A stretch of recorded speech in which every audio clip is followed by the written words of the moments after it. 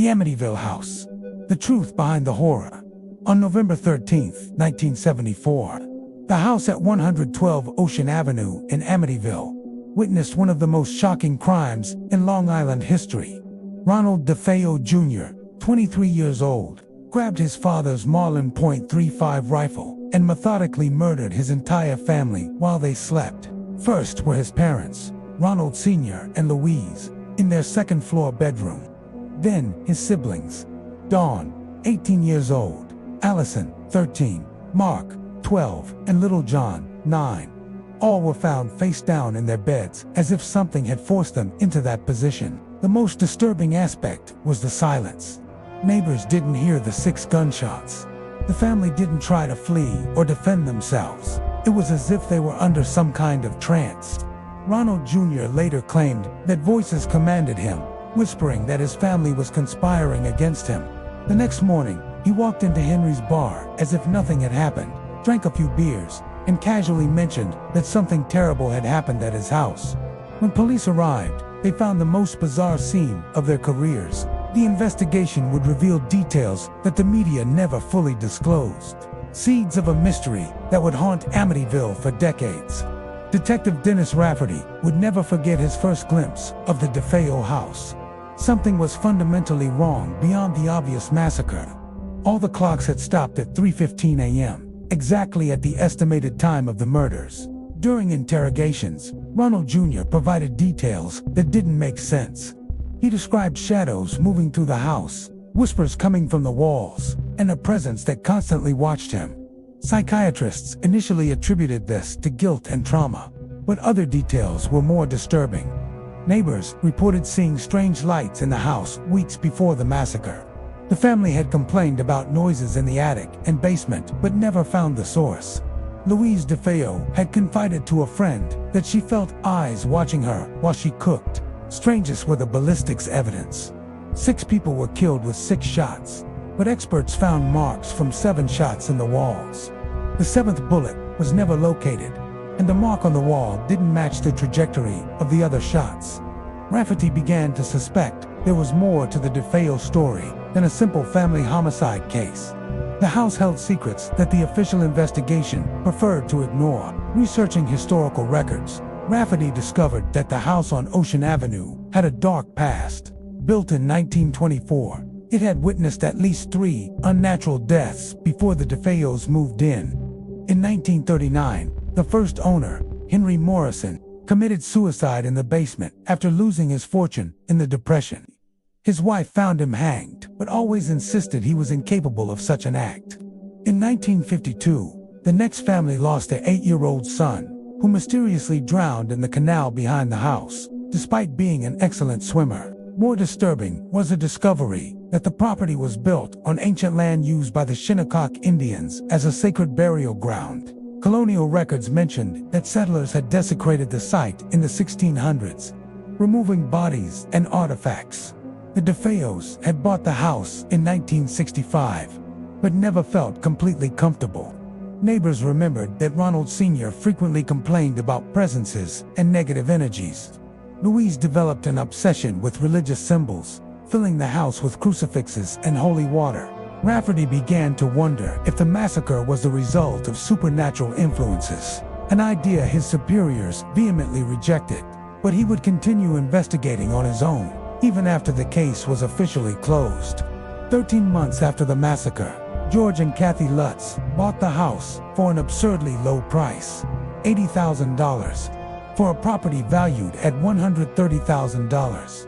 The realtor had been honest about the macabre history, but the young couple believed they could overcome the dark past. They moved in on December 18, 1975, with Kathy's 3 children: Daniel, 9 years old, Christopher, 7, and Missy, 5. George had promised they would make the house a happy home, erasing the terrible memories with love and family laughter. But from the first night, strange things began to happen. George would automatically wake up at 3:15 a.m., always at the exact time of the murders. Kathy reported vivid dreams where she saw the DeFeos being killed, as if she were watching through the killer's eyes. The children began behaving strangely. Missy developed an imaginary friend named Jody, whom she described as a giant pig with red eyes. Daniel and Christopher became aggressive, constantly fighting and having nightmares about dead people. In their rooms, the house's temperature fluctuated inexplicably. Certain rooms became freezing, while others remained abnormally hot. George, a robust 28-year-old man, began losing weight rapidly and developing a strangely thick beard, completely changing his appearance within weeks. What happened during the 28 days the Lutz family lived in the house remains controversial to this day. Their accounts included phenomena that defied rational explanation, but also contained inconsistencies that skeptics quickly exploited. George meticulously documented each incident: doors and windows that opened by themselves, horrible odors with no identifiable source, sounds of a marching band in the middle of the night, and the discovery of a secret room painted red in the basement that didn't appear on the original house plans. Kathy developed inexplicable physical marks, bruises that appeared during the night, scratches in strange patterns, and burns that appeared without contact with any heat source. Photographs from that time show her dramatic transformation from a radiant young mother to a haunted and emaciated woman. Father Edward Pecoraro was called to bless the house, but reported hearing a male voice shouting, "Get out," during the ceremony. He developed a high fever and blisters on his hands after the event, leading the Diocese of Rockville Center to become discreetly involved in the case. The children began talking about people living in the walls. Missy insisted that Jody visited her every night, promising she could stay forever if she wanted. Daniel began dreaming about Ronald DeFeo Jr., describing details of the massacre that a 9-year-old child couldn't possibly know. In the early hours of January 14, 1976, the Lutz family fled the house in panic, leaving behind most of their possessions. George later described that night as hell on earth, when all the phenomena reached a terrifying crescendo. It began with Kathy levitating from the bed while sleeping, floating several inches above the mattress for almost an hour. George tried to wake her, but she seemed to be in a deep trance, whispering in a language he didn't recognize.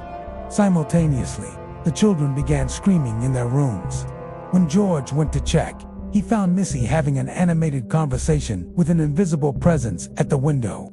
Daniel and Christopher were terrified, pointing at figures only they could see. The decisive moment came when George went down to the basement to check the furnace and found bloody footprints leading to the secret red room. The footprints were small, child-sized, but as he followed them, he clearly heard Ronald DeFeo Jr.'s voice whispering, "Now you understand. Now you can help me." The family ran from the house at 3:15 a.m. without looking back. They drove straight to George's mother-in-law's house in Van Nuys, California, swearing never to return. The house would remain empty for almost a year while the Lutz family tried to rebuild their shattered lives. The Lutz story exploded in the media in 1977 when journalist Jay Anson published The Amityville Horror based on his interviews with the family. The book became an instant bestseller, but also attracted intense skepticism and accusations of fraud. William Weber, Ronald DeFeo Jr.'s lawyer, publicly alleged that he had created the Lutz story during conversations about how to commercialize the DeFeo case. He claimed that George and Kathy invented everything for financial gain, an accusation they vehemently denied. Independent investigators found inconsistencies in the Lutz accounts. Some details changed between interviews, dates didn't match, and certain claims were impossible to verify. Skeptics argued that the family had fabricated the entire story. However, other researchers found disturbing corroborative evidence. Detective Rafferty, now retired, revealed that police had documented several calls about paranormal activity in the house before the Lutz family moved in. Neighbors confirmed seeing strange lights and hearing inexplicable noises. More significant was Father Pecораro's testimony, who initially refused to discuss the case publicly. In 1979, he finally confirmed that something genuinely evil was present in the house, describing experiences that convinced him of the reality of the supernatural phenomenon. Ronald DeFeo Jr. himself, in later interviews, insisted that forces in the house had influenced him, but refused to elaborate, fearing it would harm his legal appeals. 45 years later, The house at 112 Ocean Avenue continues to be one of America's most famous and controversial addresses.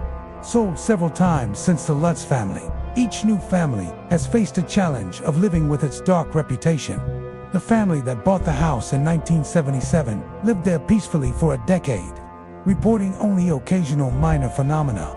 Subsequent owners have had mixed experiences, some confirming paranormal activity, others denying anything abnormal. The Amityville case generated dozens of books, documentaries, and movies, creating an entire industry based on the alleged horror. Tourists still drive down Ocean Avenue, taking photos of the iconic house, which now has a different street number to discourage visitors. George Lutz died in 2006, taking his secrets to the grave.